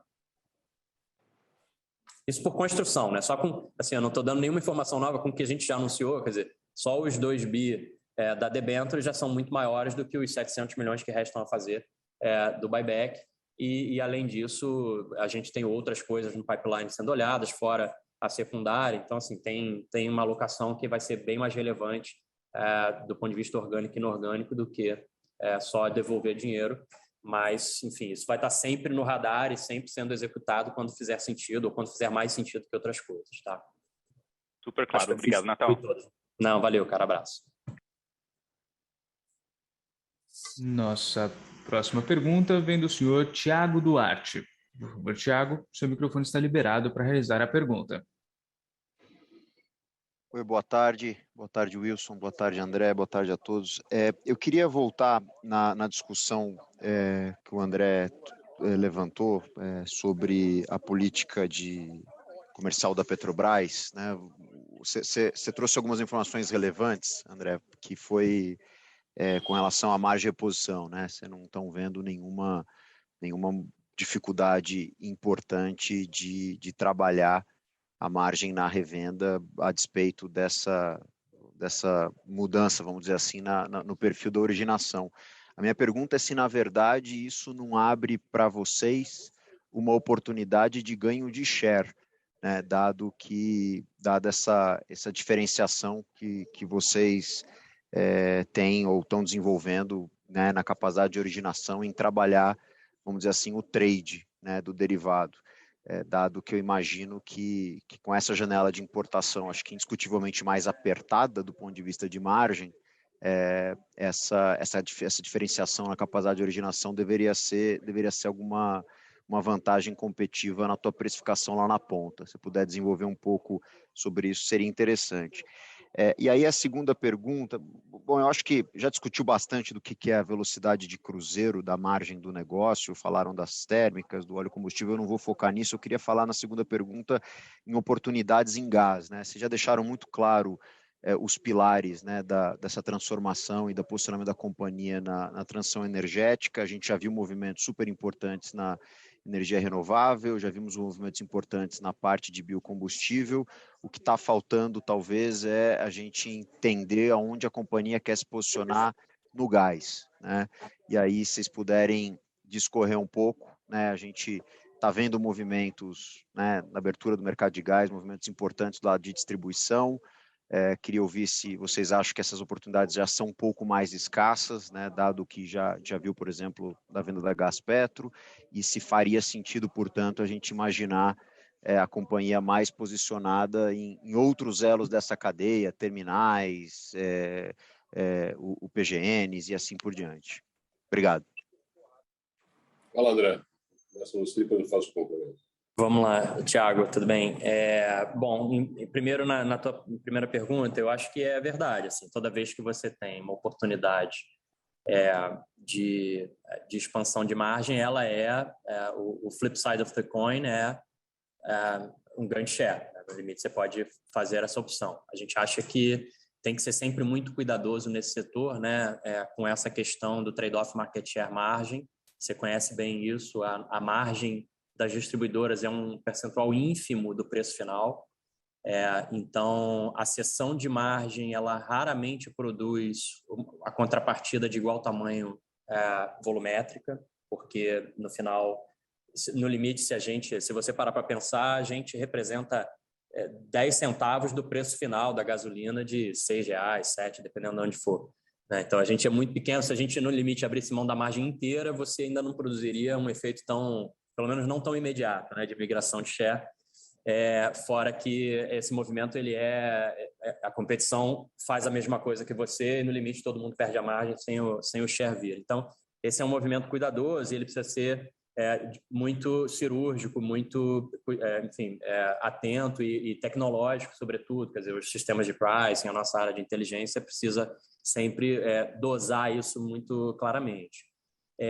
O que eu acho que dá para dizer é que, sem dúvida, o que você tem visto nos últimos trimestres, né? Aliás, acho que há 6, talvez, trimestres consecutivos, acho que 6 trimestres, a gente vem ganhando share consistentemente, mesmo com a expansão de margem toda que você tem visto, né? Então, a gente tem buscado fazer esse equilíbrio e tem conseguido ganhar participação, recuperar a participação histórica de mercado, né? Gradualmente, mas isso sempre muito cuidadoso. Se você olhar a trajetória desse market share, né, ela tem sido uma trajetória muito sem muita vol, né? Ou seja, ela é muito consistente, ela é muito devagarzinho, a gente vem ganhando de pouquinho em pouquinho, sempre. E você não vê aqueles soluços que existiam no passado da companhia, né, que faziam um market share enorme com uma margem super baixa, de repente virava uma margem historicamente alta com um market share baixo, enfim, esse efeito serrote a gente tem evitado bastante. Eu acho que se você olhar numa janela longa, você vai ver claramente a nossa variação year over year está sempre sendo de 1,5 ponto, 2,5 pontos. Então, é uma construção de share grande, mas com uma margem saudável, sem fazer aventura, né? Mas sim, a resposta e no limite, o que você falou também é verdade, que o suprimento nosso, ele é mais competitivo, né? Por escala, por um monte de coisa, pela nossa capacidade de fazer, de executar. E, naturalmente, num mercado como esse, talvez seja um pouco mais desafiador para um player independente ou uma bandeira branca fazer essas importações, Então, essa é a hora que a confiabilidade de suprimento ela se mostra mais divergente entre os tipos de player, né? E nessa hora é justamente quando a gente consegue trazer as cargas e ser muito competitivo e, eventualmente, ganhar espaço, como você falou. Mas isso assim, é um binômio difícil de equacionar, a gente tem sido muito cauteloso nisso. Bom, aí sigo, Wilson, aqui. No gás, eu diria... basicamente, Thiago, que assim, tem muita coisa de fato acontecendo, mas assim, a gente acho que aqui quer ir na mesma linha do que a gente tem ido em outras coisas, que ser idealmente asset light, ter essa energia adicional a oferecer ou a plugar nessa nossa plataforma, né, de energia a ser disponibilizada ao nosso cliente. A gente já comentou isso, é muito comum aqui, né? Eu diria que tem, na verdade, poucos casos ao contrário disso. Mas é muito comum quando a gente vender para um determinado cliente do B2B, por exemplo, a gente vender diesel para ele e também vender lubrificante e também ser o supridor de óleo combustível, de qualquer do que ele, seja lá do que ele, o que ele consome, a gente normalmente vende todos os produtos para aquele cara, né?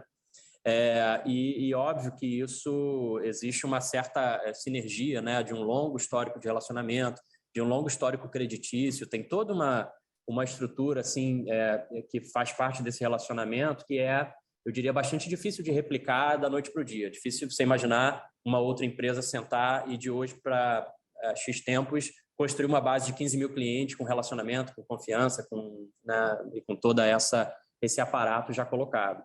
Então, a gente se capitaliza muito nisso e acredita que isso vai ser um valor, né, para a gente efetivamente alavancar todos esses negócios que a gente tem plugado na nossa plataforma. A gente não está indo para business completamente descorrelados. São business de energia em que uma energia vai substituir a outra. Então, tem cliente nosso que vai sair do óleo combustível e vai para a eletricidade direta. Tem cliente que vai sair para o gás. Então, a gente não está fazendo uma divergência para um business completamente fora do que a gente tem a oferecer e consegue capitalizar e ter sinergia nele. Ao contrário, a gente está efetivamente montando uma plataforma de energias onde elas todas estejam disponíveis. E nessa lógica, faz muito mais sentido para a gente, por exemplo, a gente se posicionar no GNL de pequena escala, onde a gente vai usar da nossa infra, da nossa capacidade de ser capilar, de abranger o Brasil inteiro, de oferecer para esses clientes onde o gás natural hoje não chega, né? E a gente conseguir fazer o gás chegar de maneira, vamos dizer, mais pulverizada e substituir o GLP, substituir o óleo combustível ou que outro energético seja, eventualmente até o diesel em alguns casos. Então, a gente quer fazer esse tipo de movimentação e isso faz muito mais sentido para a gente do que uma alocação massiva de capital numa distribuidora de gás, que é um business regulado, enfim, com muito mais focado numa discussão de WACC regulatório e coisas do gênero do que efetivamente concentrado, né, numa geografia só. Isso faz menos sentido para a gente já tomou a decisão de que não vai fazer isso. Então, a gente não participará desses processos de privatização das distribuidoras, mas a gente estará sim envolvido em todos os ativos ou oportunidades de associação e parcerias que possam trazer esses elementos que eu falei, de dar capilaridade, de dar escala, de dar uma posição competitiva para a gente em sermos capazes de chegar no nosso cliente atual com esse gás que ele hoje não tem disponível. Então, dessa forma que a gente vai se posicionar e são essas as transações que a gente hoje, ou as associações que a gente está olhando em paralelo. Só adicionando, né, André, para o Thiago, lembrar que 90% dos consumidores que fazem parte, inclusive, do nosso portfólio de clientes, eles não estão ligados numa distribuidora de gás. Então, claramente, assim, se o cliente for fazer a transição energética dele via gás, esse exemplo que o André colocou, ele terá que ser via GNL. Então, portanto, o que a companhia, nós estamos olhando naturalmente, esse é um tema que é uma prioridade da empresa, então é importante, vocês sabem que nós estamos agindo nessa direção, e ela tem que ter uma capacidade, como disse o André, de originar, e obviamente isso pode incluir aqui algum tipo de infraestrutura para recepção do gás, e, enfim, para transporte, mas o nosso ponto aqui é ter capacidade de esses 90% desses clientes serem atendidos com gás, no caso seria com GNL, e a Vibra seria o originador dessa transação. Então, eu espero que em breve a gente tenha como compartilhar com vocês em vista do que a gente está estudando. Essa é a ideia. Acho que está super claro. Obrigado, André e Wilson. Obrigado, Thiago. Nossa próxima pergunta vem do senhor Gabriel Barra. Por favor, senhor Gabriel, seu microfone está liberado para realizar a pergunta. Olá, Wilson, Natal. Obrigado por pegar minhas perguntas. Eu tenho, acho que, na verdade, 2 follow-ups. Acho que grande parte das principais discussões acho que já foram debatidas, mas eu queria pegar esse ponto da margem e quebrar ele em 2 temas aqui. Uma, na verdade, nem é margem, acho que é mais até pensando no business como ele é, né? Acho que o mercado a parte de retail, quando a gente vai para o dono do posto de gasolina, ele ficou um bom tempo desacostumado a ter, talvez, o problema do abastecimento, né?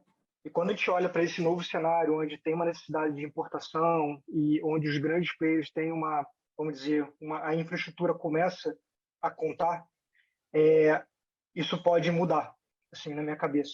Então, pensando numa segunda, terceira derivada desse impacto na questão do abastecimento do país, eu queria entender um pouco como vocês estão vendo, até a questão do embandeiramento daqui para frente, se talvez não possa ser realmente uma oportunidade. Eu acho que entra até na questão do market share, como vocês já mencionaram. Então, uma procura, né, por ser embandeirado e não ser mais um bandeira branca, dada essa garantia do abastecimento, começa a valer a pena para o dono do posto. O segundo ponto, acho que também acho um tema interessante para debater, pensando até mais no médio e longo prazo, do setor de distribuição em si.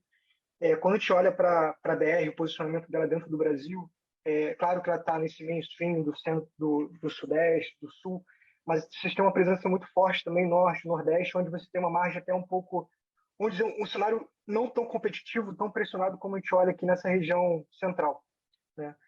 E quando a gente vai para o médio e longo prazo, e pensando na infra que vocês têm, que é uma infra muito robusta, como vocês fazem esse balanço, né, como o próprio Natal falou, de market share, volume versus margem, né? Eu acho que teve realmente uma melhora relevante na margem, vocês focaram na rentabilidade, corte de custo. E daqui para frente, né, onde vai ser o foco da companhia? A gente pode esperar realmente um aumento de volume, mais foco no volume, talvez, do que um ganho relevante de margem, ou realmente o foco vai continuar sendo em rentabilidade e melhora de custo, que vai continuar sendo, sem dúvida, mas onde vai ser o foco da companhia? São esses 2 pontos que eu queria ouvir de vocês. Obrigado. Olá, André. Gabriel, tudo bem? Obrigado, cara. Vamos lá. Eu diria assim, o que você falou é verdade. O valor, né, de uma vinculação com uma distribuidora, ele é um valor que ele não tem um atributo só, né? Acho que esse setor, esse segmento, ele consegue dar retornos acima do custo de capital, né, num prazo longo, porque ele tem diversas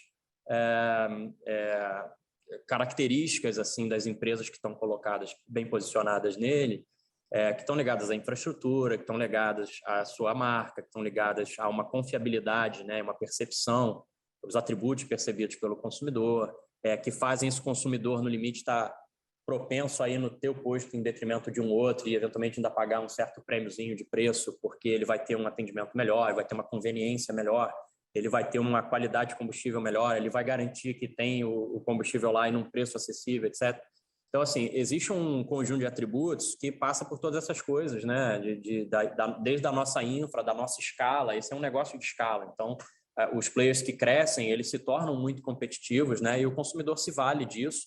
Na medida que o consumidor se vale disso e reconhece esse valor, ele vai nesse posto e esse posto também, o revendedor desse posto passa a perceber também um valor em se vincular com aquela bandeira, porque isso é verificável, até dá para você fazer essa conta aí com os dados públicos, né, da ANP, por exemplo, se você seguir a história de determinados postos, bandeira branca, e verificar o que acontece com a margem dele, a diferença entre o sell-out e sell-in, na hora que ele é embandeirado, né? Então, a margem do posto fica melhor, ele tipicamente vende mais, você vê a volumetria média de um posto bandeirado é melhor do que a de um posto bandeira branca, e ainda ele recebe lá um determinado valor em reais por litro na frente ou ao longo do tempo para fazer essa vinculação. Então, ele tem todo um conjunto de atributos que é o que faz dar sentido a esse negócio como um todo, né? E isso continua verdade, e eu acho que essas horas de maior, vamos dizer, de maior diferença de atuação entre os players é a hora em que essas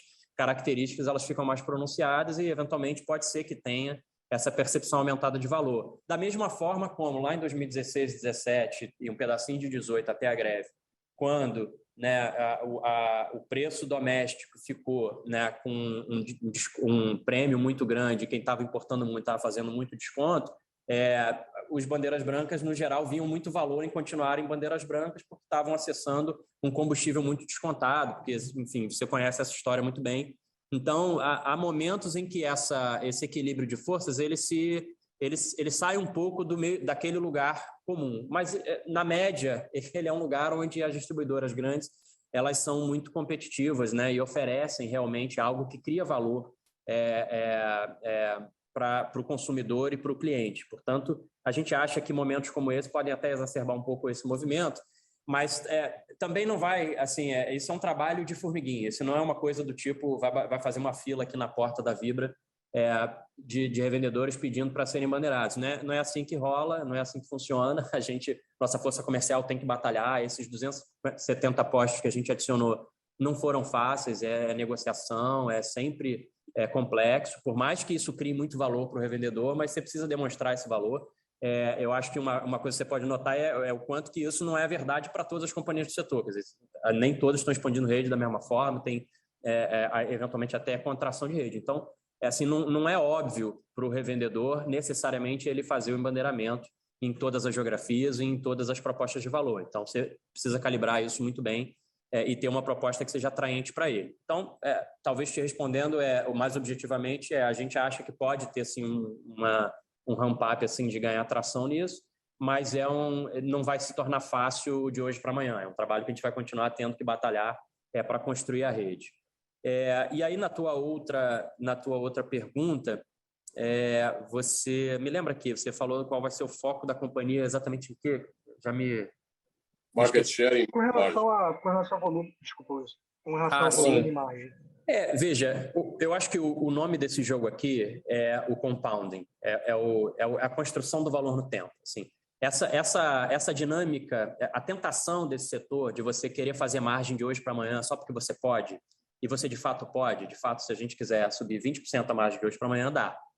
Não vai ser um desastre de share de imediato, mas isso é um desastre de destruição de valor no prazo longo, porque você fere a sua revenda, você tira a competitividade dela, você destrói o relacionamento, no tempo você perde valor, ao invés de criar.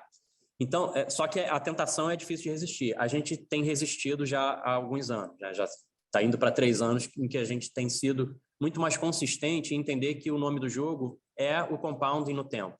É você conseguir, no tempo, embandeirar posto com um ROIC acima do custo capital. Esse é o jogo que cria valor. Não é o jogo de subir margem, nem de, eventualmente, capturar muito mais volume de repente ou ganhar muito market share, porque esse market share não vem e ele custa muito para vir, mesmo que venha. Então, é uma construção de efetivamente você melhorar a sua proposta de valor, é a nossa imagem dos postos que está renovada, é o meio de pagamento, é a nossa conveniência melhorada, é o atendimento, é o treinamento do frentista, é uma combinação de coisas que a gente no tempo vai conseguir construir valor, é o nosso sourcing ser competitivo para a gente poder dar competitividade para a revenda sentir que a gente não só é confiável no suprimento, mas que a gente tem preço para colocar para ele ser competitivo na ponta e ganhar dinheiro junto com a gente. Então, assim, a gente não acredita que vai ter nenhuma virada de foco, nem que a gente vai, de hoje para frente, resolver viver de crescer volume, nem viver de expandir margem localmente. A gente vai fazer o jogo que está fazendo, que é um jogo de equilíbrio. A gente vai ter a margem que o setor permitir que a gente tenha no tempo, mas a gente vai ter sempre a preocupação de que isso seja consistente para que o jogo que é o jogo de verdade, que é o jogo do relacionamento, o jogo da construção no tempo dessa alocação de capital, seja o jogo que a gente vai conseguir ser bem sucedido. Então, eu sei que é uma resposta muito abrangente que eu estou te dando, mas é exatamente como a gente vê e exatamente traduz o que você tem visto nos últimos anos e que tem dado os resultados que tem dado. Então, é como a gente vai continuar fazendo. Eu só adicionaria aqui, primeiro, eu acho que você tem razão, o Gabriel, no que diz respeito o dono do posto não estava acostumado a esse eventual desabastecimento. Certamente isso é um efeito colateral desse processo que nós tivemos aqui em Petrobras ao longo dos últimos 2 meses. Mas eu acho que a gente tem que trabalhar não com a hipótese disso vir a acontecer mais, né? mas talvez não acontecer tanto, porque se você não tiver do outro lado, por parte da Petrobras, essa dita assiduidade no que diz respeito a preços, ela não vende as outras refinarias, o que é fundamental aqui para que a gente tenha um nível de competição maior nesse setor. Então, eu diria assim, acho que é um efeito colateral de curto prazo, a gente espera que não se repita. E, de novo, eu acho que vale a pena só reforçar aqui que nós estamos criando uma companhia cuja perspectiva é de, vocês viram na coisa da margem, é de sustentação de resultado. Então, nós estamos sofisticando aqui a coisa do custo e estamos sofisticando também a coisa do pricing. Mas não é para ter volatilidade, a não ser que exista uma volatilidade exógena na companhia. No que depender da companhia, ela quer ser muito consistente, muito robusta e, obviamente, fazer esse embandeiramento sempre com taxa de retorno acima do custo de capital da companhia. É isso que garante a sustentabilidade do nosso negócio enquanto Vibra e a competitividade do nosso negócio junto aos nossos revendedores. Muito claro, obrigado.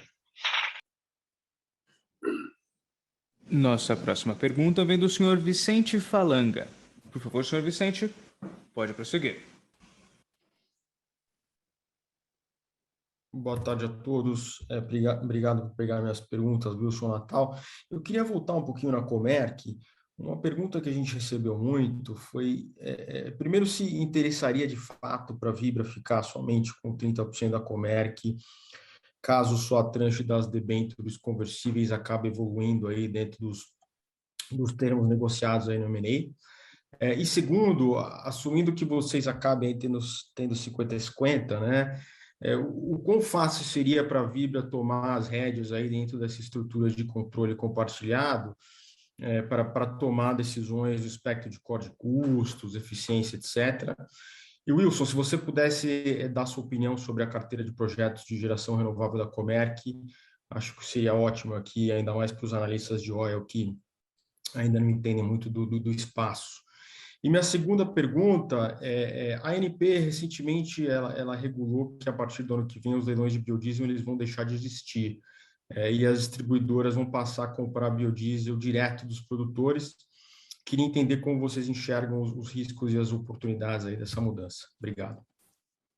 Eu vou falar de Comerc primeiro. Não?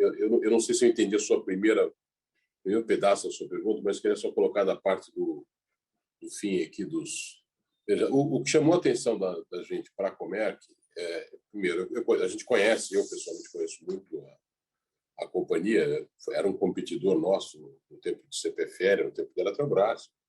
É um player de grande respeito, assim, com uma estratégia que parte do cliente. Então, se for olhar o jogo de Comerc, ele é muito mais um gestor de posições de clientes, que, obviamente, ao longo do tempo, também conseguiu gerar condições para ser um player de geração, mas ele não começou assim. Ele é um cara focado em cliente. Isso é que nos atrai dentro da perspectiva de Vibra, de Customer Centricity, de a gente poder fazer um conjunto de ofertas, de pacotes de ofertas para atender a necessidade do cliente. Então, essa é a primeira coisa importante. Agora, ele se diferenciou realmente, esse movimento é muito mais recente, a partir dessa fusão com o pessoal da Perfin, e esse sim, assim, acho que a Comerc já tinha alguma coisa, mas a Perfin é uma máquina realmente de fazer esses empreendimentos.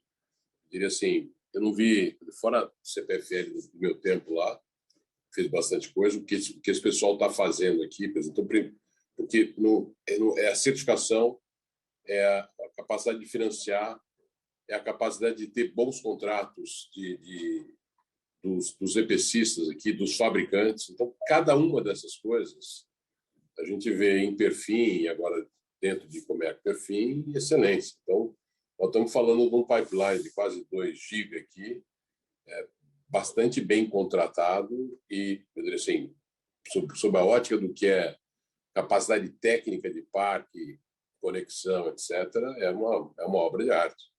Então, nós entramos aqui na certeza do que vamos ter. Então, esse é um ponto. E entendemos que, e esse é um pouco da evolução do trabalho que a gente fez aqui em Vibra, de que esse mercado de energia elétrica, né, de consumidores sendo atendidos aqui por outros fornecedores, ele é um mercado que você vai ter que ter o lastro junto. As pessoas estão indo para o lastro renovável por conta obviamente, das vantagens que você tem em relação, especialmente a impostos que estão aqui colocados. Então, é um jogo que veio para ficar. Acho que os outros mercados vão caminhar nessa mesma direção, mas eu vejo assim como um diferencial muito forte da operação com o Comerc, exatamente o fato de terem esse pipeline de 2 GB que está muito bem, como eu falei, projetado, em execução, já está em execução, contratado e financiado. Então, diferentemente do que a gente ouve aqui no mercado, de riscos de não entrega, aqui eu tenho a convicção das entregas por tudo que a gente já pôde ver, né? Bom, com relação só ao tema do biodiesel que você fez referência, veja, o biodiesel, por algum tempo aqui, a gente não tinha essa mesma possibilidade de flexibilidade, inclusive para importar, etc. Eu acredito que essa decisão aqui ela é muito positiva, do ponto de vista da perspectiva, inclusive, de competição dos fornecedores. Eu acho que é a atitude correta. Eu acho que isso aqui vai baixar o preço desse combustível e vai tornar ele mais competitivo. E, obviamente, um player como a gente, que tem uma capacidade de compra maior, vai ser capaz de se beneficiar disso. Tem a primeira parte da pergunta, acho que das participações, André, se você puder elaborar, claro. Eu não ouvi. Não, tudo bem. Falando, tudo bem. É só a questão da Comerc, só para deixar claro, assim, não existe a possibilidade da gente ter 30%, tá? A transação está estruturada de uma forma em que a gente ou tem 50% ou tem 0%, tá? Então, o exercício da opção ele deverá se dar concomitantemente com a conversibilidade das debêntures em ações. Portanto, ou elas acontecem no mesmo momento, né? E a gente até tem algumas questões, alguns ajustes, porque a participação secundária ela tem um prazo maior para ser paga, para ser quitada. A gente pediu uma flexibilidade e negociou dessa forma, mas isso não invalida o que eu acabei de dizer, que é a decisão pelo exercício ou não dessa opção, ela tem que estar concomitante e na mesma direção da conversibilidade. Então, se nós optarmos por não convertermos, necessariamente a gente não pode fazer o exercício da opção, por exemplo, e vice-versa, tá? Então, e aí, assim, dentro dessa mesma pergunta, quer dizer, essa forma que você colocou, né, da gente tomar as rédeas, assim, em nenhum momento o objetivo foi a gente tomar as rédeas. A gente acredita no management que está lá, acredita enfim, na participação que nossa contraparte lá, os nossos sócios têm também, quer dizer, a gente quer ter eles juntos, a gente não tem o nosso cara de energia elétrica para colocar lá, não é nunca foi esse o espírito, né?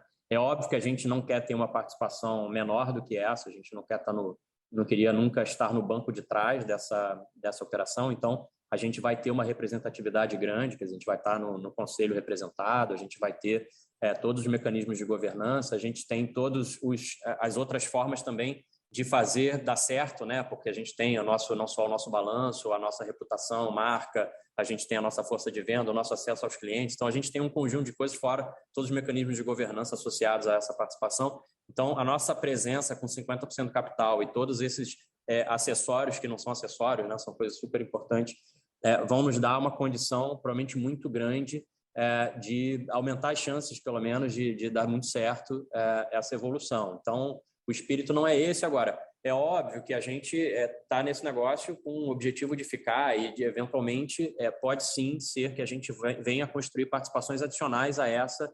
Então, a participação, para te deixar bem claro, ela será nunca menor do que 50%, mas ela poderá, sim, e no pré-acordo de acionista, na minuta de acordo de acionista que foi estabelecida já na transação, já há alguns mecanismos pelos quais o nosso sócio, num prazo mais longo, se precisar ter saído ou quiser ter saído, a gente vai ter direito de preferência na construção dessa participação adicional, eventualmente até da participação integral do capital. Isso está previsto, né? E eventualmente, num prazo mais longo, pode ser sim um objetivo, mas, assim, curto, médio prazo, o nosso objetivo é que o time que está lá desenvolva o trabalho, tem um plano de negócio super interessante a ser desenvolvido, onde a gente tem, enfim, a gente confia bastante na capacidade de entregar e a gente acha que a gente aporta um bocado dessa capacidade. A gente acha que a combinação de negócios e o que a gente aporta no negócio vis-à-vis o que eles aportam, essa combinação ela é poderosa e a gente está confiante nela. Bom, e no Biodiesel, acho que o Wilson já respondeu, inclusive a gente já adicionaria que a gente já está fazendo as primeiras contratações nesse modelo, as evidências dessa primeira contratação de que a gente, de fato, vai conseguir usar o fator escala, a nossa presença para conseguir preços mais competitivos. Então, esse é um mercado que vai se aproximar mais do que é hoje o mercado de anido, onde a compra é direta e aí os players se diferenciam na sua capacidade de ler o mercado, de fazer suas próprias apostas, de ter sua escala de compra, seu poder negocial, enfim, tudo isso a gente acha que pode nos favorecer, sem dúvida. A gente é favorável à medida e ela já está em curso. Tá? Falanga, só fazendo uma consideração, se você olhar o que a gente fez em Comerc, em Copersucar, em Lasa, ele tem a característica muito semelhante. São GVs, onde a gente vai ter os 50%, obviamente, e nós estamos colocando diretoria profissional e conselho profissional, inclusive com 2 membros independentes. É para valorizar a governança, para valorizar plano estratégico, para a gente fazer o acompanhamento do desempenho da companhia. Então, nós obviamente, temos... E obviamente, vamos viabilizar, a partir daí, um conjunto de sinergias que não estavam nem aportadas, nem calculadas no momento que a gente fez essas operações, mas eu não tenho dúvida que vão aparecer. Quer dizer, você se relacionar com 30 milhões de clientes mensalmente, você se relacionar com 18 mil clientes mensalmente no B2B. Claro, você tem uma capacidade financeira diferenciada. Cada uma dessas coisas vão trazer mais valor para essas operações. Mas elas têm, como foi colocado pelo André, e esse é um princípio que a gente colocou, nós estudamos isso para fazer esse tipo de opção. Não é uma coincidência a gente estar com as 3 de forma semelhante. É uma opção da companhia de, obviamente, acreditar que existem operações como as 3 que nós ou criamos ou nos juntamos, onde você tem um management assim, qualificado, diferenciado, que o resultado dos valores oferidos aqui é resultado desse management e de que a gente pode, obviamente, ao aportar o nosso nome, as nossas relações, fazer junto com eles mais, mas liderado por eles, porque essas coisas têm muito da inovação. Especialmente o tema de comércio, acho que é um bem claro. A gente não quer ser um peso à companhia, nós queremos ser alguém que vá poder azeitar canais de relacionamento para poder tornar a companhia ainda maior. Mas o modo de ser dessa companhia, com inovação, etc., é o que a gente quer preservar. A leveza desse tipo de operação, uma operação como Lasa, uma operação como Comerc, tem essa característica. Então, vai ser forte a governança que a gente vai exercer a partir dos conselhos de administração dessas empresas. Perfeito, muito bom, muito claro, Wilson. Obrigado, Natal. Vamos assim à sessão de perguntas e respostas. Gostaria agora de passar a palavra novamente ao senhor CEO Wilson Ferreira Júnior para que ele faça as considerações finais. Por favor, senhor Wilson. Bem, bom, eu queria agradecer de novo aí fomos aí 1h40 de reunião, então agradecer aí a presença, a atenção de cada um.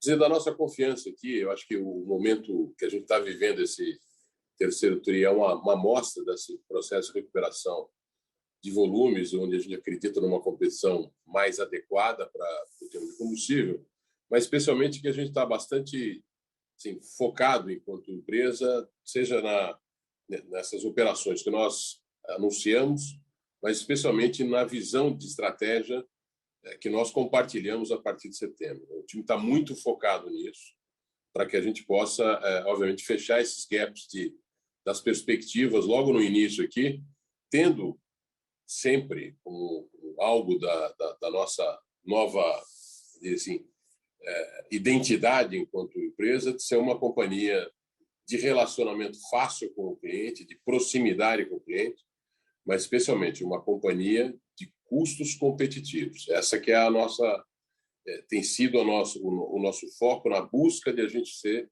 de fato, o player mais eficiente. A gente acredita que a competitividade é decorrente da nossa capacidade de ter os melhores produtos que vão além do combustível, da energia, para atender o cliente onde ele estiver, sempre com preço menor, de tal maneira a garantir, assim, dessa maneira, a sustentabilidade do nosso negócio. Então, estamos muito otimistas, queria agradecer a cada um dos analistas que fez comentários sobre o resultado, acho que é um incentivo bom, queria compartilhar com o time, isso é um trabalho de time, acho que é todo mundo focado nisso, mas a gente é otimista em relação ao futuro e acho que a gente espera que nos próximos trimestres estar podendo compartilhar em valores uma boa parte desse nosso otimismo. Então é isso aqui, muito obrigado a cada um de vocês, nos vemos no próximo. A videoconferência da Vibra está encerrada. Agradecemos a participação de todos e tenham uma excelente tarde.